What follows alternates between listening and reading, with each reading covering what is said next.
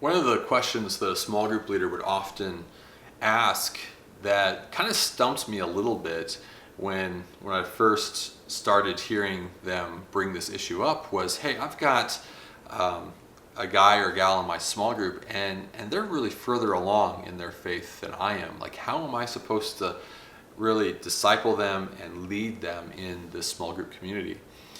And I could empathize with that at some level because even pioneering at CSU, I had a strong team. There was 10 of us that were working on the team, and many of them had more experience, were more mature in different areas of ministry experience and understanding than I was. And some of them were older. We were all around the same age, but definitely a strong peer group. And so here I was like, hey, how do I lead this team?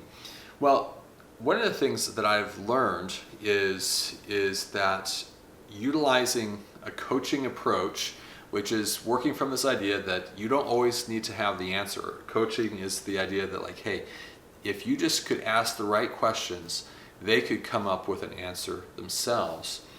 Really is a powerful tool, and there's a lot more to it. And below you can see some resources on just some basic concepts of coaching if you're in that place with a small group guy or gal, or just active listening skills, which they're not the same, but they serve each other. They kind of help each other.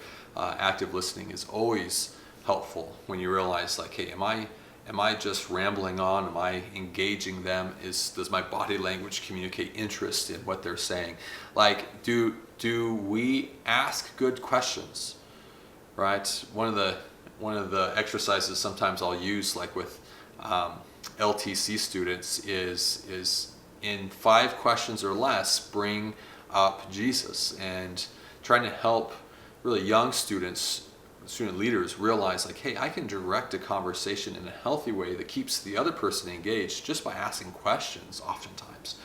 And that can be a real tool for you as you recognize, like, hey, the idea of social intelligence is such an interesting concept these days, that how do I grow my social intelligence? Well, active listening, learning how to listen well and respond well as a result are some really just basic, and yet it can take your whole small group ministry career to continue to grow and refine and deepen some of those skills. So look below, there's a bunch of resources that you can utilize on those different ideas, but coaching and active listening are some really pivotal concepts for any small group leader to grow in as you're continuing to learn how to impart and lead your guys or gals in their walk with Jesus.